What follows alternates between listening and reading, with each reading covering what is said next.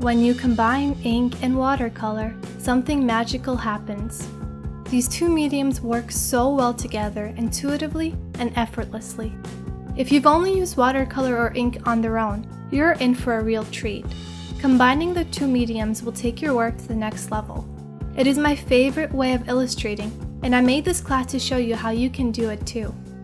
The class starts out with a review of the basics of using watercolors and ink separately. Then we'll discuss why combining the two mediums is such a splendid idea. I'll go over their similarities and differences, and I'll explain how they complete each other.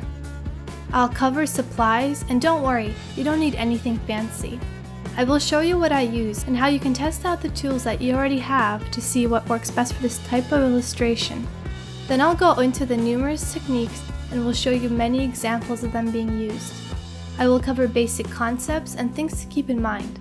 Some of the things that I'll show you are the coloring book effect, watercolor as washes, how to breathe new life into your old ink or watercolor illustrations, using watercolors first, using inks first, how to make watercolor backgrounds, how to use colored inks, and so much more.